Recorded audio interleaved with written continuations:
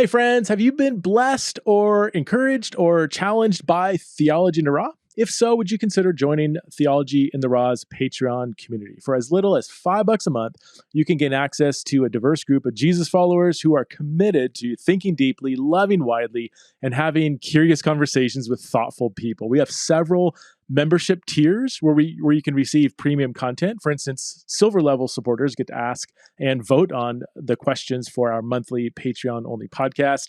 They also get to see like written drafts of various projects and books I'm working on, and there's other perks for that tier. Gold level supporters get all of this and access to monthly Zoom chats where we basically blow the doors open on any topic they want to discuss. All of my patrons play a vital role in nurturing the mission of Theology in the Raw. And for me, just personally, interacting with my Patreon supporters has become one of the hidden blessings in this podcast ministry. So you can check out all of the info at patreon.com/Theology in the Raw. That's patreon.com/Theology in the Raw.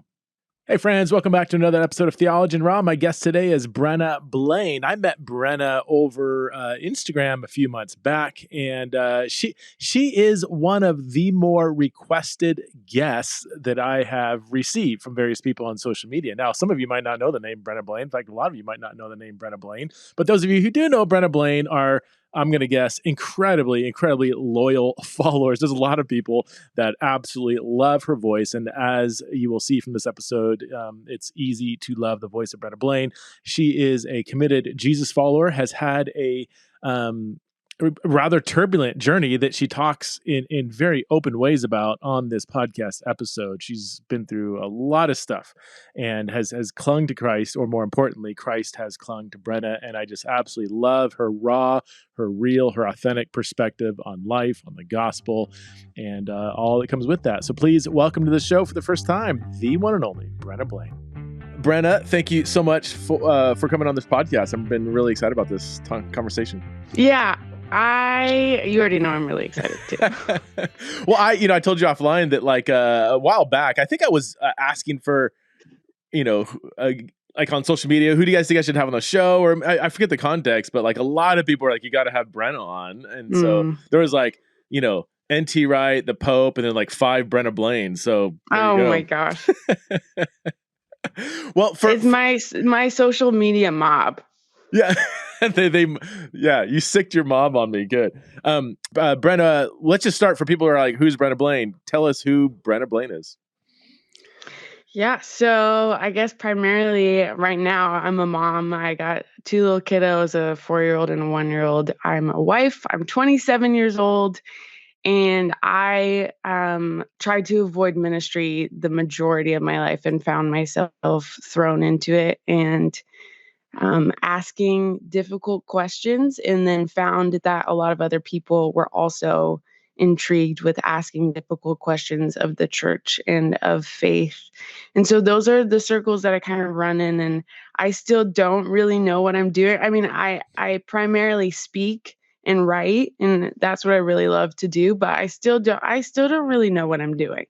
I just show up when God opens doors and asks me to walk through them. And sometimes I don't want to go, but were you raised in the church in a Christian home? Like, what was your background like? Yeah. So my dad was a pastor, I think from the time he graduated college until I was about 4 years old. So I grew up in very typical, kind of like evangelicalism. I knew who God was. I knew, and my perception was that Christianity was kind of like a list of do's and don'ts. Mm-hmm.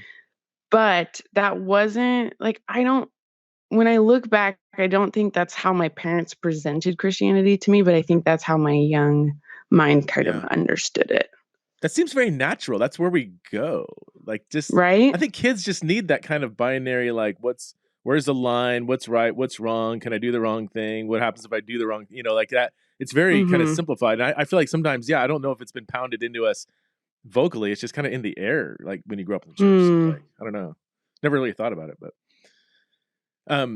did you have a time of like, I know this term's thrown around a lot, but like deconstruction, or what was your faith journey like when you started to bump into lots of hard questions and wrestling with things? Like, what was that period like for you? Yeah, so for me, I don't necessarily refer to it as deconstruction, but my questions with faith started at a really young age. I remember one of the first things that I most actively prayed for as a young child was that my grandma was diagnosed with cancer, I think when I was like 6 or 7. And so that was like the first time I had ever prayed for something like almost every day. And so I was like talking to God. And when I was 9, I went away to summer camp and I came back home and she had died. And I Oh just wow. remember thinking like, wait a second. Hmm. I've been praying for healing and I've been told that God heals, and this was not the case. And so that was in August. A few months later, my parents sat us down and said, we're getting separated. And my dad moved out. And I thought, okay, Wow. this isn't like how Christians Mhm. usually, I don't know, just like it like started sparking these questions in my mind. And then I think it was like a month and a half after that, I ended up being molested in community sports. Oh And my gosh. parents didn't know. And so for me, I was going to church on the weekends as a 10-year-old, hearing, hey, the biggest thing you probably wrestle with is lying to your parents. And God can help us when you lie to your parents. And I'm like sitting in the chairs without language to express. Hmm. Actually, no, the biggest thing that I struggle with is that I was molested. And my dad doesn't live at home and people are dying. And this isn't the God Wow. that, like, how can I say God is good? And so that really, all those things, especially because I didn't share what happened to me, I just got worse and worse. So by the time I was 14, I was super depressed, suicidal. And then I also realized that I was attracted to women. And I knew, not because of how my parents talked about gay people at all, but because of the Westboro Baptist was huge in the news at that point. Huh. I was like, okay, my attractions definitely are not compatible with Christianity. And so I prayed, God, if you're real, would you make me straight? And that did not happen for me. Okay. Can you unpack that a little more? I mean, that's a big bomb you're dropping on us. Yeah. So my parents were, I think they were tuned into some of the struggles that I was going through, but Okay. they didn't know specifics, and I was not ready to come out to them. And so they said, hey, we our rule for our kids is that you would be in church, but you don't have to go to our church. If you find a different church you Okay. want to go to, that's great. And so I found a youth group that was, I'm an Enneagram 4. I don't know if you can tell from my neck tattoo, Oh, but I was gonna ask about your. Looks like it's very new. it is very new. I was like, this is a great time to do an interview. But I found a youth group that, like, almost all the kids in this youth group were like had their own bands and they listened Mhm. to like alternative rock music, and it was just, I made friends so quick. But I remember the first weekend I went, met the pastor, he asked me my name and where I went to school. And then I went back the next week and he said, Brenna, right? And I was like shocked that he remembered my name because the Mm. church I'd been at before, I'd been at like for 8 years and didn't feel like anyone remembered me. And so I kept going.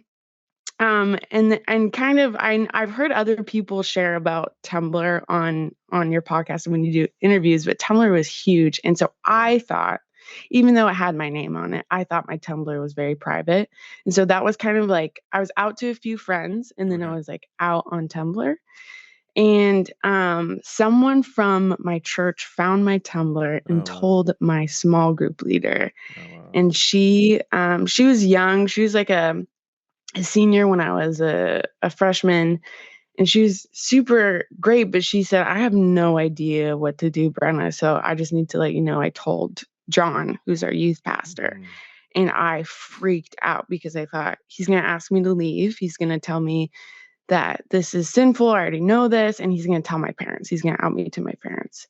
Mhm. But I just really wrestled because this was like the one place during the week that I actually felt happy in like this terrible season of depression. And so I was like, I think I can go, because this is a pretty big youth group. So I was like, I think I can go and just avoid John like all night. And I think I can keep this up.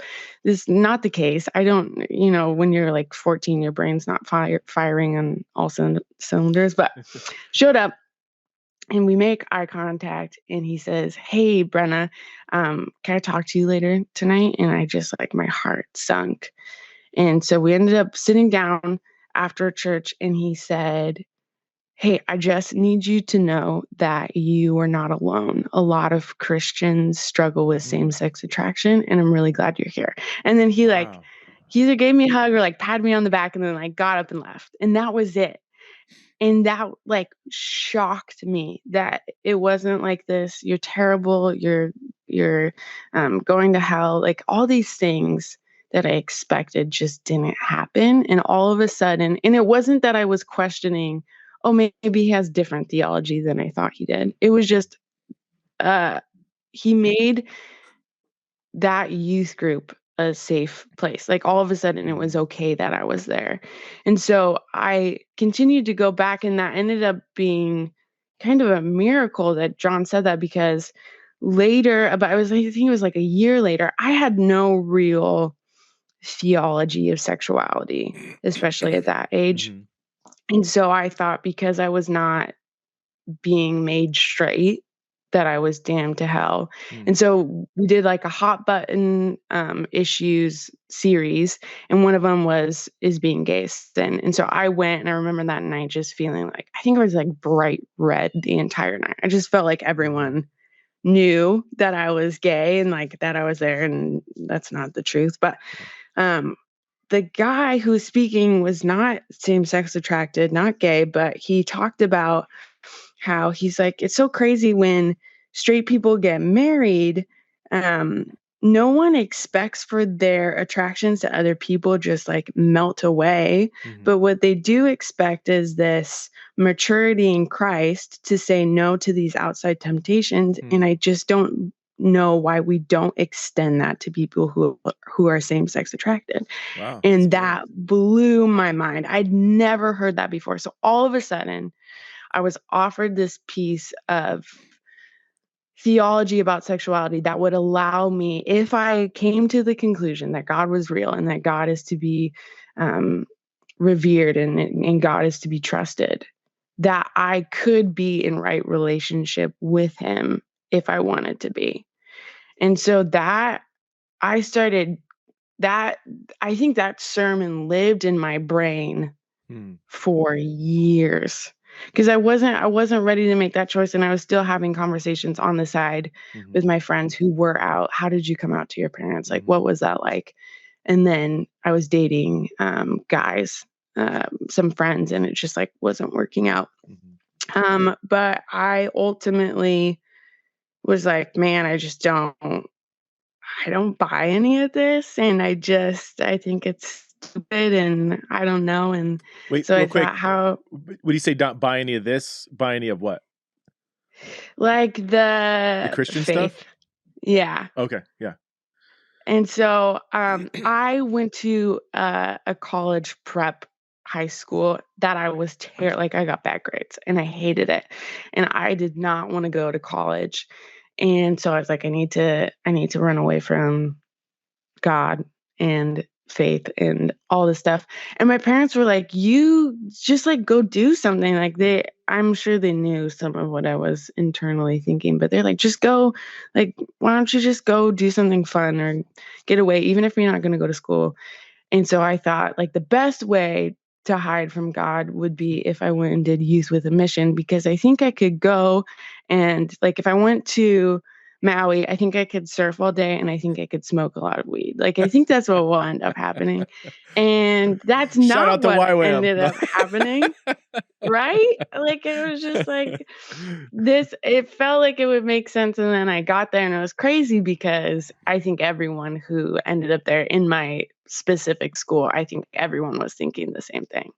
I think almost all the students were running from something in their home life. And my YWAM experience was actually really I still really wrestle with how to describe it, because I did encounter what I think a lot of people hear about YWAM, which is just like funky leadership and funky theology, and just things that aren't super helpful, and maybe some like spiritual manipulation. But at the same time, I think my first week there, I like prayed this prayer that was like, okay, Lord, if you're real, would you just like make yourself known? And then that happened. And then I was like, okay, I don't know, but I'm just going to surrender my life to you.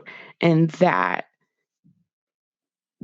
6 months away completely changed my Wow. life.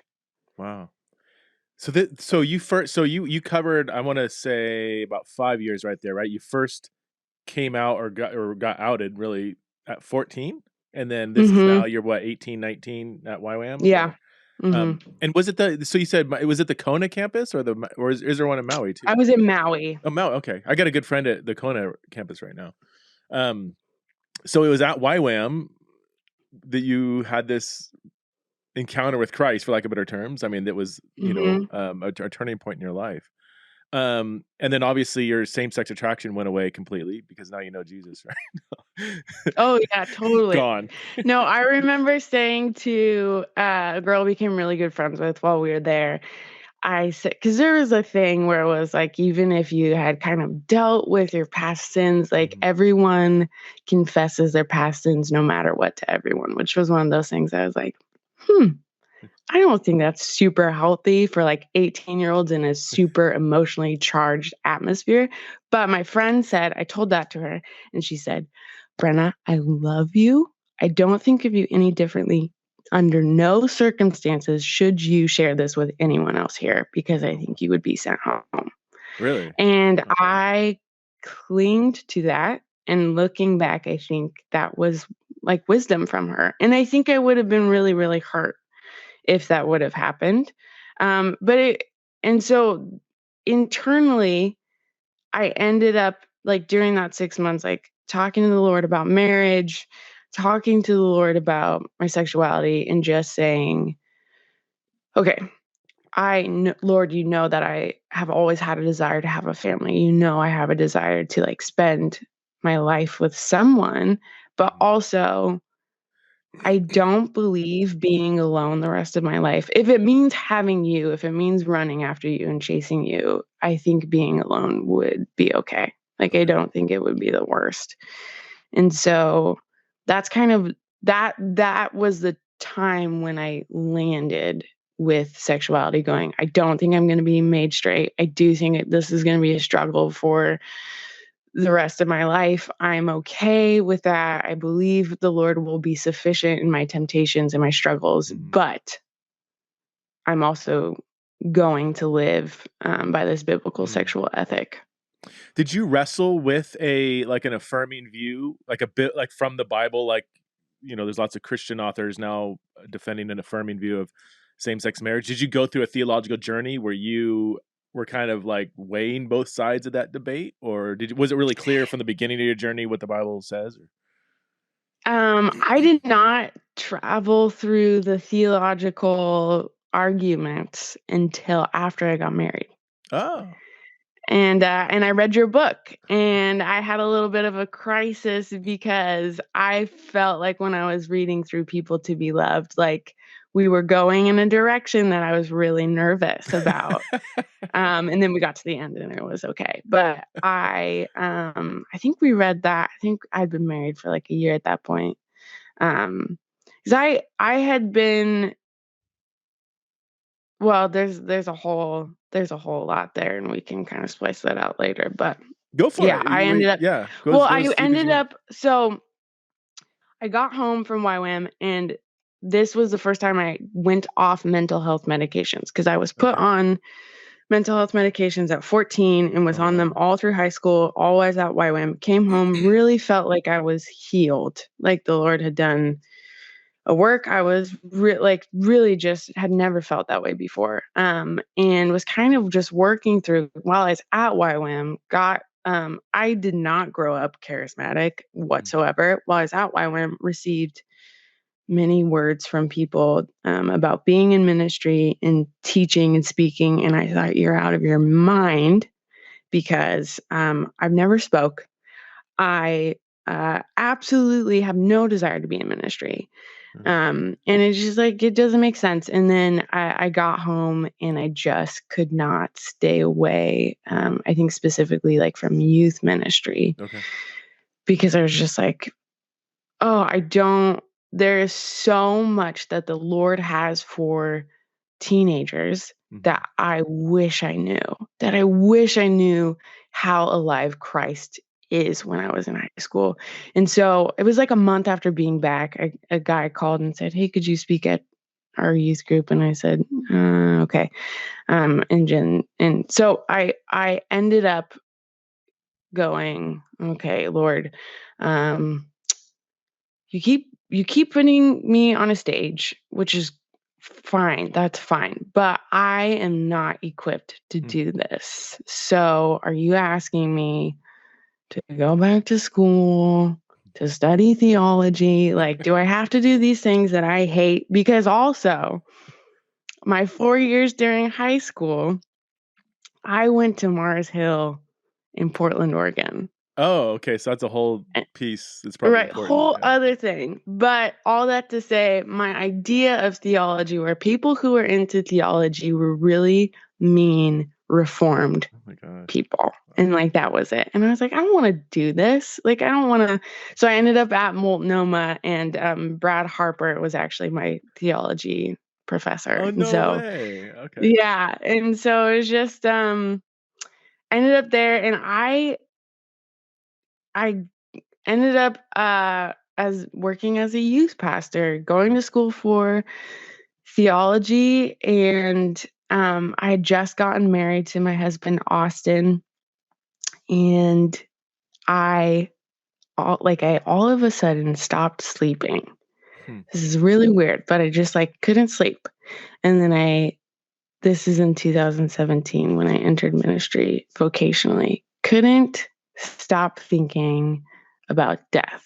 It was just like all of a sudden, it was like my mental health issues came back, but in mass quantity, like never had experienced anything like that. So it started in September, and I went into work on a Monday morning in January of 2018, and I had been praying that the Lord would heal me, and it didn't happen. And it had been so long since I had slept, and I was trying to do school, and I was trying to be a pastor.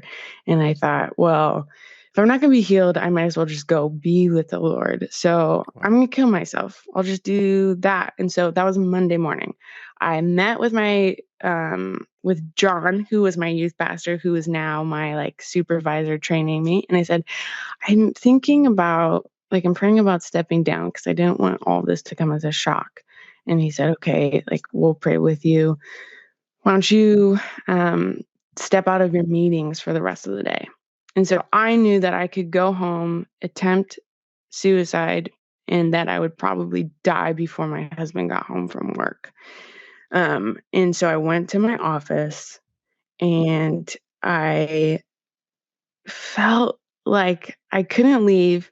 And so I set a timer on my phone for 30 minutes. And I was like, as soon as this, and it wasn't fear or anxiety. It was just like this really weird feeling. So I set a timer on my phone. The timer went off. I packed my bags. I stood up, and my office door flies open. And it's like my best friend's mom.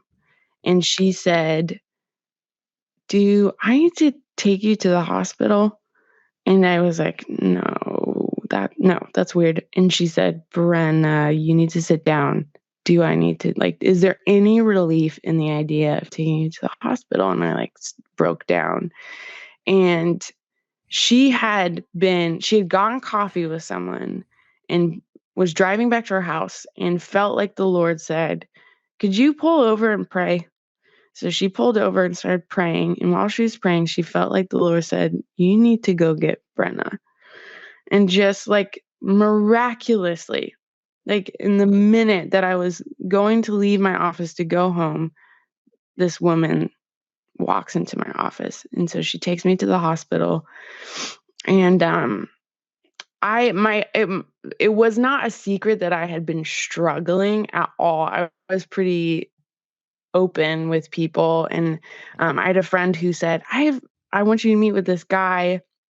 And he was like an older gentleman who was a pastor, and I met with him, and he had some good insights, but I just like wasn't feeling good and about that. And then yeah, it was really, really funky. And so I'm in the hospital, and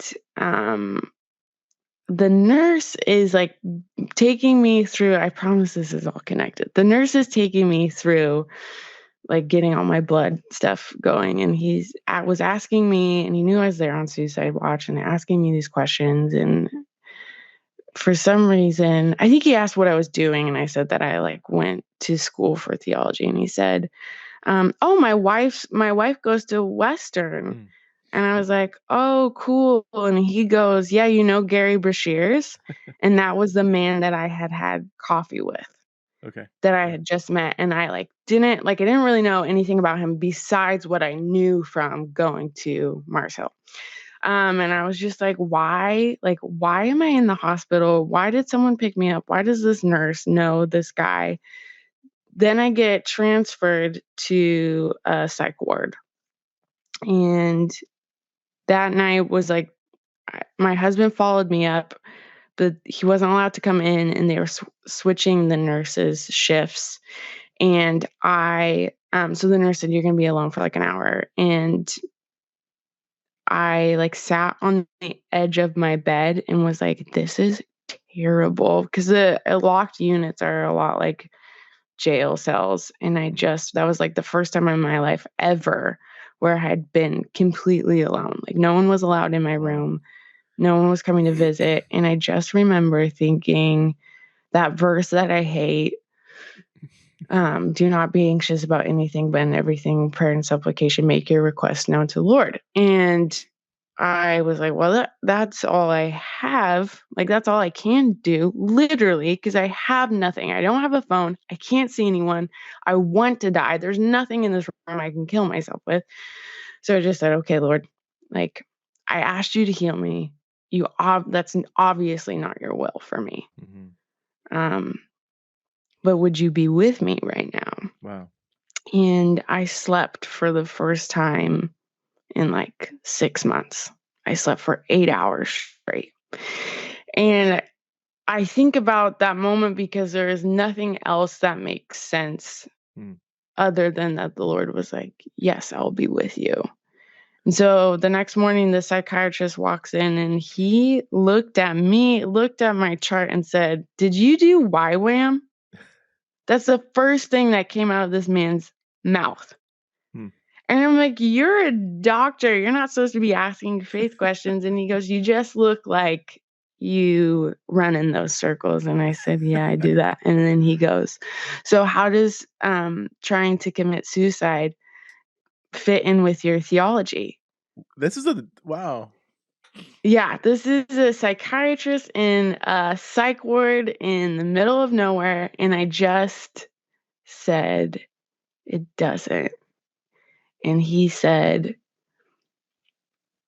you have some things you have to do. You need to get better if you're going to do them. And so it was just like every single moment along this like insanity that happened right after I got married, that from the moment I decided that I was going to commit suicide, that the Lord was at work, like relentlessly pursuing me. And it was something that I couldn't, like, those are all things you can't ignore. But so when I came out of that, and I ended up, so weird, I took a pregnancy test and I found out I was pregnant. And just like all these, right, you're like, why? And so I was like, I need to not be a youth pastor. I don't want to be a pastor. I really don't feel like I'm supposed to be in here. But Lord, what are you calling me towards? And I really felt like he was like, look back at your life, what you've struggled with, what you're passionate about. All this mess that you've felt like has been um, so weighty and isolated, and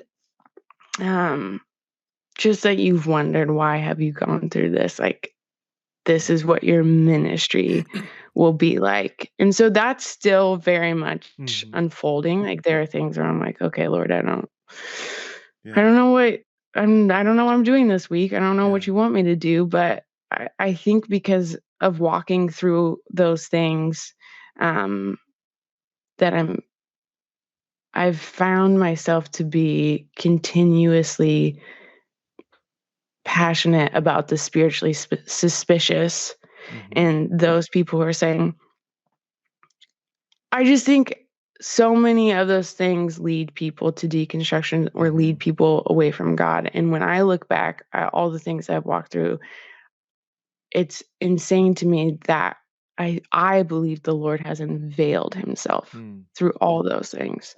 And so that kind of, I mean, that was in 2018. I finished school. Okay. I started a podcast. I started asking questions, um, like on in community settings, Mm. and so that's where I land today. That's not that. So, I mean, I have so many questions, by the way. I don't I try not to interrupt too much, but just to point out, I mean, that's a really dark space you were in, and I would imagine a decent percentage of people are just resonating so much with that space right now. Mm, We think it's like a fringe population. Especially with younger people and the stuff they're going through. Like, this is not your journey is not unusual, and yet I want to point out that this is post radical conversion, post mm, YWAM, post theological degrees, post you're a pastor, you're married, all these things that people think, oh, if you have all these boxes you're ticking off, then life must be fine. You wouldn't expect somebody to have mm, several months of anxiety induced insomnia and be on the edge of your hospital bed at a psych ward because you're about to commit suicide. Like that's not part of the package that we're being sold as Christians. It's yeah. kind of like, if you do all these things, then everything will be hunky dory. So that, I mean, I just want to, I don't even know if that's I just want to point that out, that doing all the kind of right things doesn't always make life easier. In fact, sometimes they can make life harder. And there's a lot of shame, I think, in Christian leaders that struggle deeply with life, as you have and Mm, are, and we all are. And I love the fact that you're able to talk about it, because I think there's a lot of leaders listening that are like, yeah, I feel like mm, that. I just can never say that. Can never. Yeah, as a pastor, I can't check myself into a psych ward because I'd lose my job, or mhm. Um, so that, I mean, 2018. That's 5 years ago. What's it been like since then? Is this an ongoing struggle? Can you pinpoint why you have?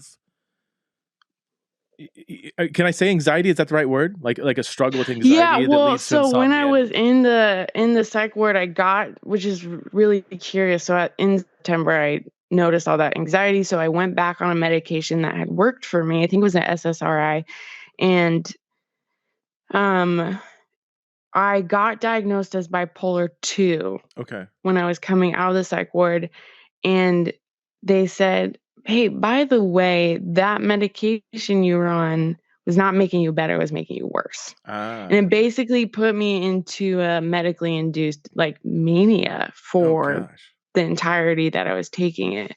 And so coming out of it, I part of the when you get released from the hospital is you have to create a care plan. So, um, and it was like terrible timing because my therapist was like going to be on a 2-month sabbatical or something. So I had to find a new therapist. I was put on different mental health medications, and just started being. And I want to say I expected that I was going to lose my job. Like, I didn't think it was going to be an option. And when I went back, the church said, "We would love for you to stay, and we're going to give you a month of medical leave to just rest and to think about what you want to do next, but we would love for you to stay. And I said, really? Because I've been diagnosed as bipolar, and they said that doesn't matter to us. Wow. Like, you love the Lord, and that I recognize that is very different compared to like what a lot of people have experienced or what a lot of people anticipate. And so ultimately I did feel like God was saying like, no, I'm not calling you to be a pastor. And so I did step down, but I So, think that was huge, was stepping down and just okay. focusing on school. So they didn't make you step down. You stepped down, and that was in 2018. And are you still? You're not. Yeah. You never went back to being a youth pastor full time, or Nope. okay, I never went back okay, to pastoral ministry, and I'm very, very thankful for it. I think, man, being a pastor is the hardest job in the world. The Lord really opened up a lot of doors for me too. I think since then I've been either writing for, speaking for, or consulting okay, for churches and ministries, which is my absolute okay. passion. Like, I just love it. What kind of writing? What kind of consulting? Like, is it around sexuality, or just kind of anything? It's kind of whatever. I mean, most of the time the consulting is, hey, we're doing a series on gender and Okay, sexuality. Like, what was your experience? How okay, our home church here has done like a really remarkable job. I think they ended up doing, it was either 6 weeks or 8 week long series on gender and sexuality that I got to help be a part of. okay, But just saying, like, how do we do this well? What are young people dealing with? What do they think through when they're going through this? Writing is, I mean, I've written about abuse and about mm, same-sex attraction, and mental health is mhm. kind of those three main points. And then speaking, because I went to school for theology, I get a little bit more freedom in that. And so that's Okay, usually just, hey, we're doing a conference on this. So yeah. I'm curious, when you consult on gender and sexuality, like, what are some big picture, like that 6 week, 8 week series, or if churches are like, hey, we want to tackle this topic, what are some things we need to do or not do? What are your main points you tell leaders? I what I've found recently is that a lot of people who don't struggle, so we'll say like cis het people, when they think, I think I'm because the of only audience that probably knows exactly what that right. means. I was like, I can use this term here. When because it's LGBTQ, I have found that I get so many questions on gender, Mhm. and I'm like, I struggle with same-sex attraction, but I have never struggled with gender Okay. dysphoria. And so kind of saying to um people, like, go to the people who have been willing to talk about their experience and get their experience from Mhm. them, because yeah, I think it's really interesting that people are like, "Oh, you're gay. Like, tell me about gender." And I'm like, "I cannot, because it's not a struggle that I've been through, and Yeah. I like it would be unfair and unkind for me to try and speak on it." Mhm. Um, and then I think the something that I'm convinced would have changed my upbringing in the church is a continual language of inclusion and recognizing that same-sex attracted Christians and Christians who struggle with gender dysphoria are in your church. They're Yeah. not these outside people. They're not like people who are far from God. They are sitting in your pews. They are people you are friends with. And so I always think, if when I was in high school, instead of having the sex talk and then going to youth group and being like, "Well, what boys do you like?" If it Yeah. was like a sexuality talk and then saying like, "Hey, we all have sexual brokenness. Can you identify what it is in your life?" That would have radically, Mm. I think, destroyed so much shame and guilt, and it just would have brought this sense of like, "Oh, this is not I am not far off from the Lord. Mm. Like, the Lord can still use me and be active in my life, and I'm not a secret to be hidden or a person to be shamed. I'm a person, because I just think it's so normal for people to talk about struggling with pornography or sex outside of marriage, but it is still somewhat taboo to talk about same-sex attraction and gender dysphoria. Now, you're in the Portland area still, right? I am, yes. So when you work with churches, because I mean, Portland is notoriously, right, like very a progressive city and everything, and I would imagine that, yeah, for churches there, this is not some kind of fringe issue. This is right at the center of what they're wrestling with. Would that be true, or can you describe the church scene in Portland? Yeah, so I would say, I mean, you think of Bridgetown and you think of some other big churches. Like, I'm in Vancouver, so I'm about 10 minutes across the river. And so I think of like the more mega-sized churches here do hold a non-affirming traditional sexual ethic. But then if I go to a small church, I kind of assume they're affirming. Okay. And I think that's pretty normal. And so I think probably because of the way I look, I have a lot more people who are like, "Hey, you're gay." And then it's like I had an interview once where they said, I love your story. Like, let's talk about it." And then in the middle of the interview, they found out that I was non-affirming. And I was like, "Oh, you did not do your homework."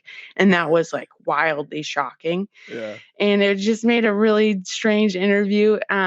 But I think people are like, I think it's more common for this. I think assumptions here are normal, and people assume you're affirming, and so it's a little bit. It's not wildly hostile, but it is a little bit more hostile. Okay, yeah.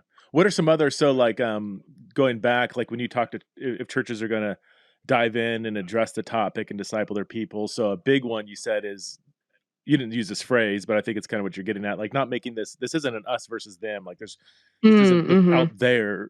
How do we? I get people. Okay, we want to love the gay community. Like out there, and how do we do that? I'm like, well, how are you doing it with the people in your pews? Yeah. And if you dare tell me there are none, then let's start there. So that's the phrase. This phrase sometimes can be misunderstood, but I hear you. Well, I don't want to put a word in your mouth, but like normalizing the experience. Now that word can be taken in two ways. It could be taken in like normalizing, say, a certain behavior. Could say you're not naming sin, and that's not what I mean. I'm saying like there's a whole gamut of human experiences in this broken, fallen world, and there's lots of people going through lots of different things, and that's what I mean about normalizing. What are some other what are some other key things that you tell leaders, pastors, parents, maybe even as they're wrestling with the topic? Not to rush or to have your first thing be, well, what do you believe theologically? Okay. Like when I think about my conversation with John as my youth pastor as a teen, I think if the first thing he would have said, which he like literally never talked about it, and I never questioned him, but I think if he would have said, well, you know what our church believes, or I believe, or like, what do you believe? I think it would have put me in a situation, or it would have made me feel like I was a theological issue to be dealt with rather than a person to be in relationship with. And my I know people like I always talk about this when I talk about sexuality, but I think it's in it's either in Mark chapter 2 or Mark chapter 4, when Jesus is approaching Levi the tax collector, and how just the cultural feelings towards tax collectors in that historical setting, how they're just hated. And I assume that when people who had heard of Jesus or had been interacting with him saw him approaching Levi, that they were like anticipating him calling him out of this behavior, and that Jesus simply says, "Follow me."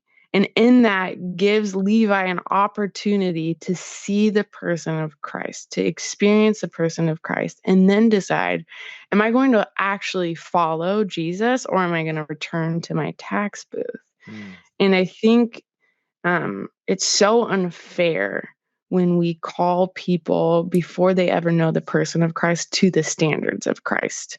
I just think that's it's unkind, and it's like we tell people to fall in love with Jesus, and then we don't give them that opportunity. And so when I think when we rush to, well, what do you believe theologically, or pressing people on those issues, we're saying there's no space for you to wrestle here. Yeah. When I see the opposite in Jesus's interactions, not that truth isn't not that Jesus doesn't hold truth, but that he gave people time to experience him and then decide for themselves. That the theological conversation should happen in the context of a relationship, or at least, I mean, it's counterintuitive too, especially as, I guess technically a theologian. So I love theology. I love the Bible.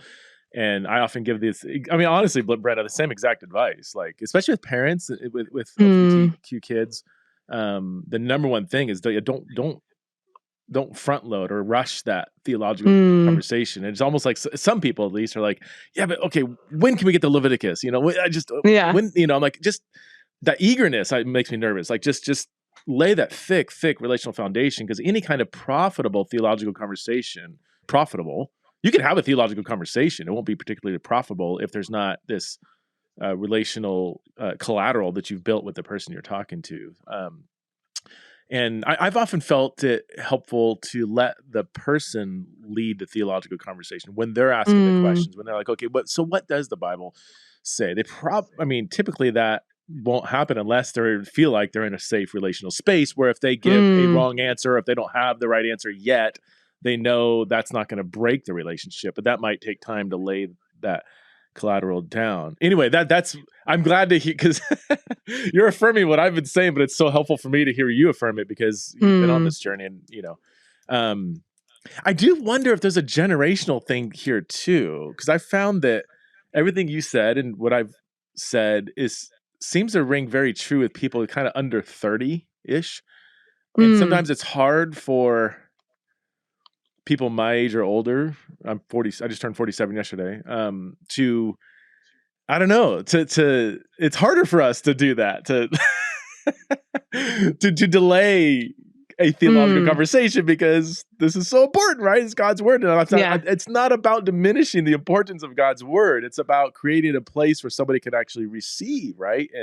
And see the beauty in God's word. But no, that's super helpful. Brent, can I return back to your mental health journey? How I would imagine, and I don't, Enneagram 4s, you guys have it really hard. I know several, and your story is not too different than I feel like most Enneagram 4s I know, which is sad to me. What advice would you give? What would you say to somebody who has heard your mental health journey and is really resonating with a lot of that? Like, how do you fix it? How do you get over? How do you solve this? Or is that even the wrong question? Like, or how do you walk with Jesus while wrestling with sometimes very severe mental health issues that you did not choose to be a part of your journey? Yeah,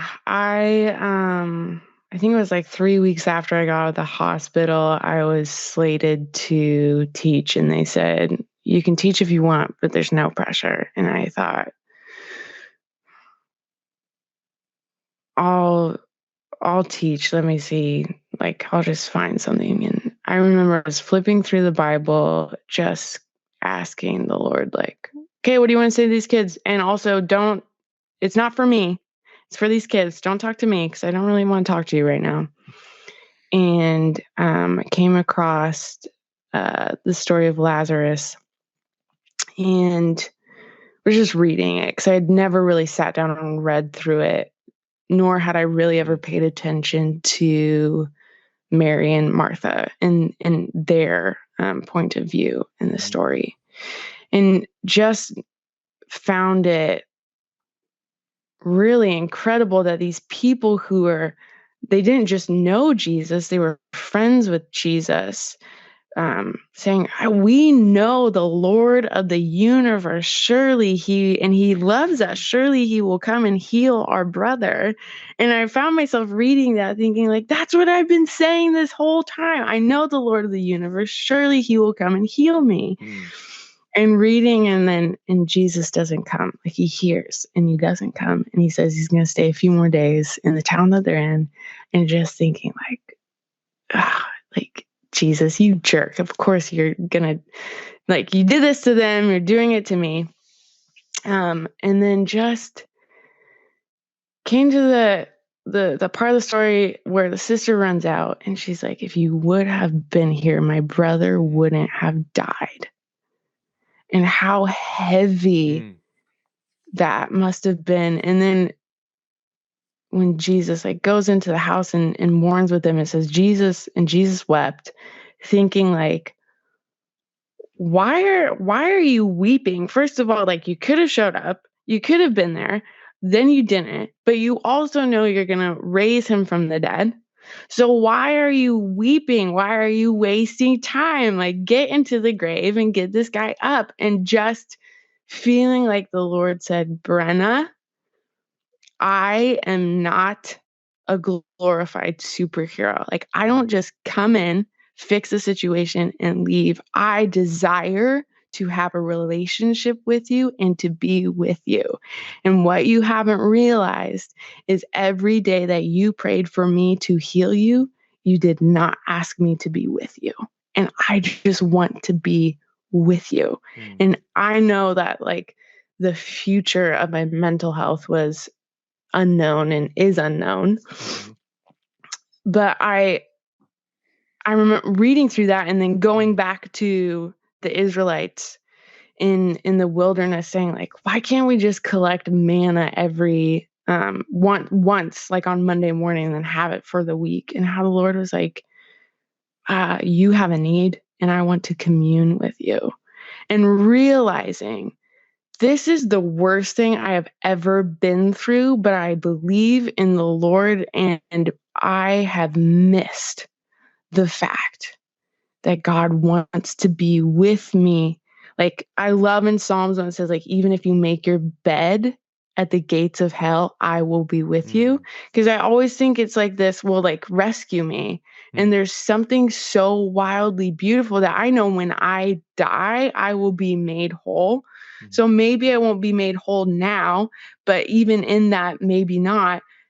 Christ wants to be with me. He wants to sit next to me at the gates of hell. And so realizing, like, okay, the Lord is so good that in the brokenness of this world, he has made the goodness in that I struggle with bipolar is that I now have the thing that the enemy meant to destroy me that now will allow me to be dependent on the Lord every single day. And I know at the end of my life, I will be made whole. And so I think just this, as hard as it is, realizing that maybe you'll be healed, maybe you won't, because you will be made healed when you see Jesus face to face. That there is a wildly beautiful communing with God that we can step into in the midst of our pain and our suffering. And it's not a stepping out of your pain or stepping out of your suffering. It's God stepping into it with you. And you will come to know the Lord in a way that you have never known him before. And I look at my life and who Jesus is, and I am on the other side. I am so thankful that the Lord allowed me to suffer in the way that I did, because I would not know the Lord the way I know him now if I didn't. So so the Lord being with you doesn't necessarily take away the struggle, all right? But Right. it cultivates hope that there will be resolution in the end. Whether or not that resolution breaks into the now, it will be there in the end. So that, I mean, in the last 5 years, how has your mental health journey been? Has it been up and down, or has it been a lot better or worse? Or Yeah, I mean, I had after that I ended up having 2 kids, and it's interesting. I've heard more recently a lot of women, especially women who have a lot of kids, will say, "I had a lot of kids because I feel so good when I'm pregnant," or all the hormones and all those things. And so I ended up going off with the help of my doctors, going off medication.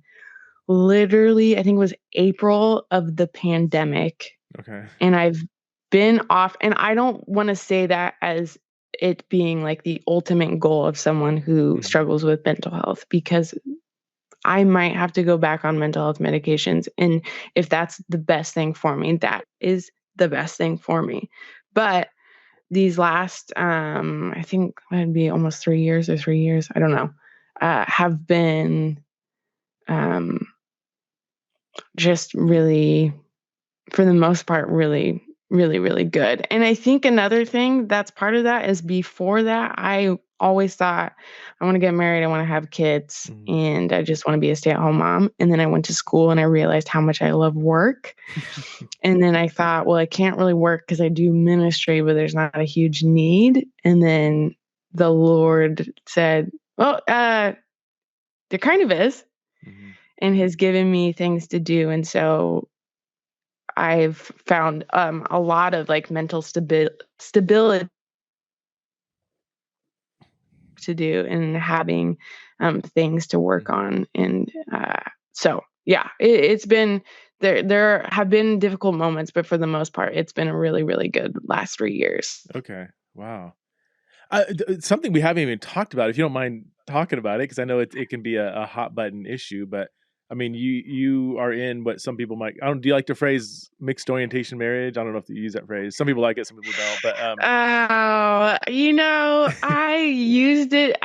think I used the term on a video once, and then I think there was, like, another video that you and I probably both know that kind of blew up about those, sayings. And okay. I Oh, yeah. I don't I don't hold a lot of weight. It's Okay. like I'm married and I don't really care. How, I mean, because some, it can be like, so I know one, a friend of mine who's same sex attracted. He's a guy. He's married to a woman. They have 3 kids, I think. And I remember he gave like a breakout session at a sexuality conference that I think was most like largely affirming. And it was on mixed orientation marriages, and he said it was intense, kind of hostile, because Mm, and I think that, and I can only imagine that in some circles, marriage to the opposite sex has been held out as kind of like this, like, just do it and it'll work out and mhm, it'll fix you, and your same sex attraction will go away, and this is God's design. So I think there's been a kind of a selling point maybe in some circles that yeah. has left a bad taste in people's mouths. So whenever for some people, whenever they hear about a mixed orientation marriage, they kind of have this, it's almost like a trigger. Like they assume that Mm, it's being like held out as this is for everybody, this would work for everybody. Can you, for somebody who, I mean, there's a lot of um, same-sex attracted gay Christians that listen to this podcast. Some might be committed to celibacy, some might be in a mixed orientation marriage, for lack of a better term. Some are affirming. Yeah, can you talk about when people ask about, like, how does that work, and is this for yeah. everybody, and is this even possible? Like, how do you, Mhm. when people ask you about your marriage, what's your response? Yeah, so I think the thing I found myself saying most is, like, don't pray, or, like, ask God for marriage, like, talk to God about marriage. Because I think when we tell people to pray for your future marriage or whatever, it becomes like this ultimate goal that has Mhm. never been, that's not how marriage has ever been presented.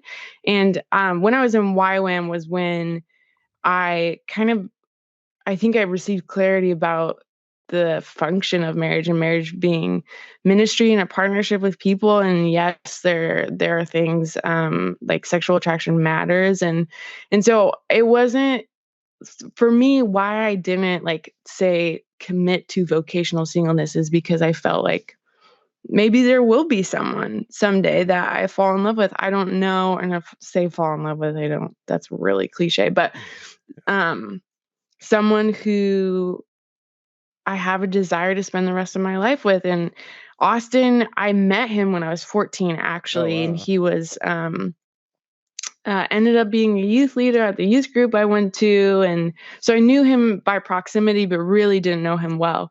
And he wrote me a letter of encouragement while I was doing Youth with a Mission. And we just never stopped writing each other after that.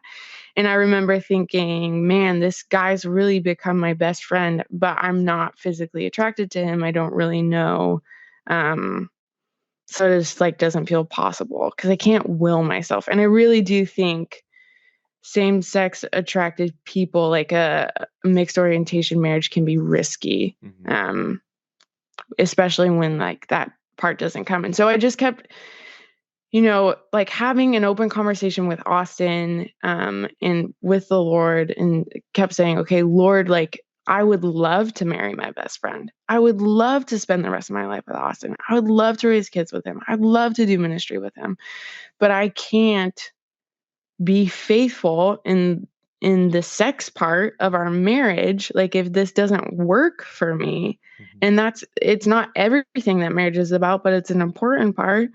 And so I just kept having an open conversation with the Lord and felt like over time I gained attraction to him. And I don't say that as like, if you pray, you will gain attraction to the opposite sex. Like, I just think that was what the Lord had. And like marriage, it did not make me straight. Like I've had significant seasons of struggling with temptation. And it's been like really amazing to have a partner who, I say partner and then I sound like a liberal straight woman. But to have a husband who like understands that part about me, but is like faithful to remind me that the Lord is enough. And so it's just nice. I don't know, that it's never really been a secret in our marriage, in that it didn't feel like something that was forced. But I've had a lot of conversations with a lot of other same-sex attracted people who are saying, I'm kind of interested in this person, I don't really know. My advice usually is, okay, like this sexuality and sexual attraction matters. It's not everything, but I do think it matters. And I do, like, if you marry someone that you physically don't want to be with, that is a red flag to me. And I think that's something you need to like wrestle with, maybe for sure with the Lord, maybe in counseling if you feel like you want to go there, but it's not, I don't think people need to get married to be fixed. And I also don't think I think the Lord is faithful to people who remain same-sex attracted throughout their life, because he has been. Yeah, that's awesome. That's a great response. And it's one that like so many of my friends who are in a similar marriage situation would say. I think a big one is if you do feel, I mean, marriage is a calling. We have such a secular view of marriage of just like, you fall in love with somebody and, it's kind of like, now we can have Christian moralized sex, and if I ask young people, like, you're going to get married, like, why? It's like, usually it's a really theologically anemic response, and no shame. I mean, I didn't have any kind of theology of marriage going into my marriage. But all of my friends say that like I didn't go in expecting to have some miraculous like opposite sex attraction.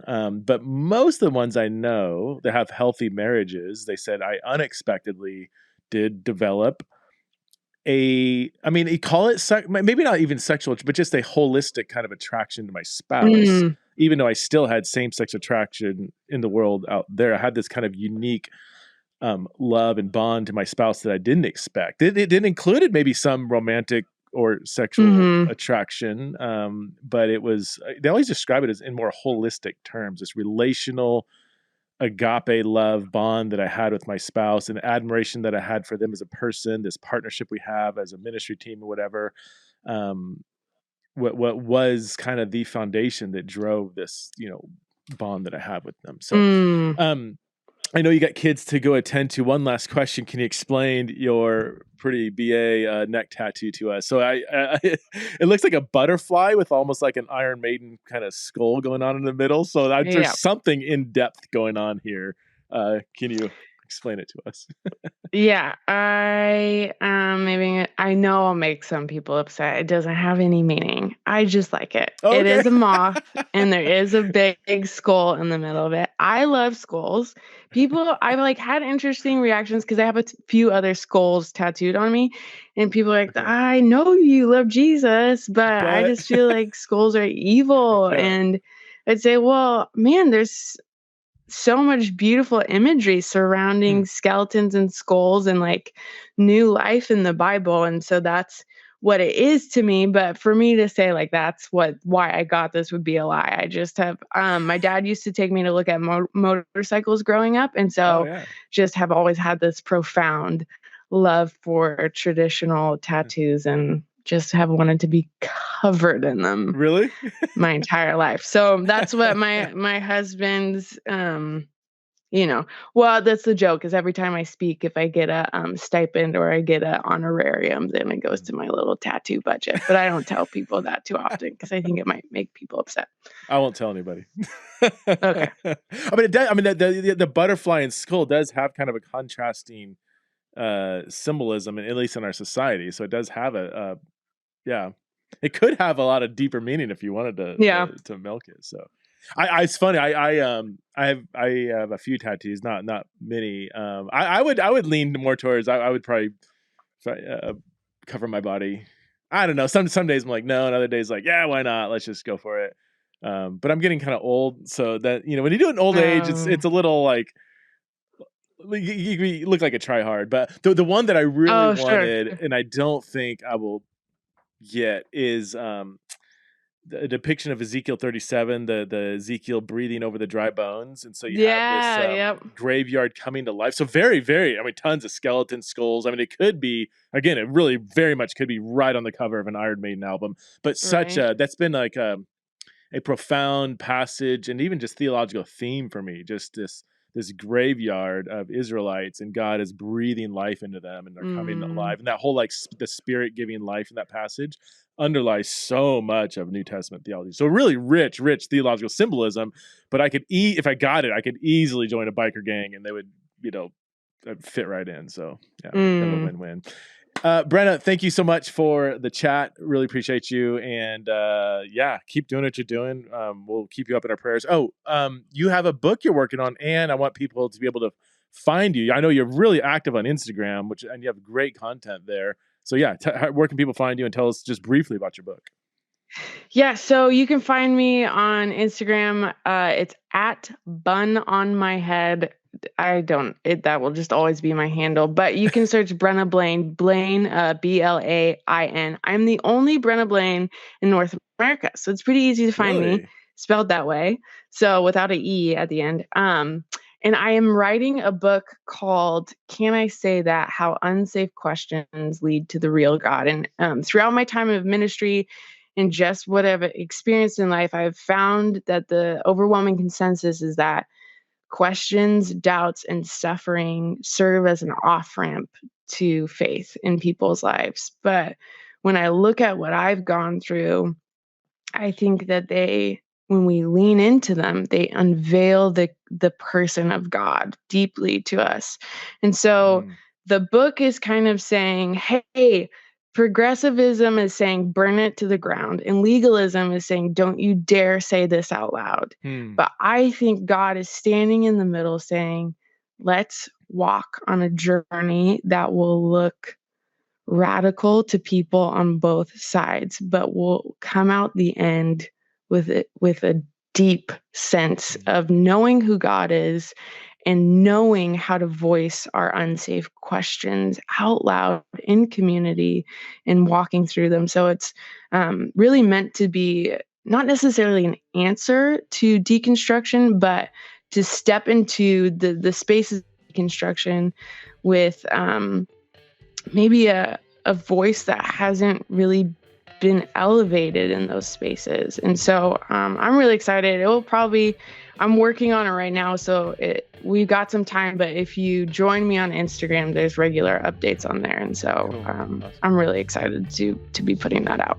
Great. Thanks so much, Brenna.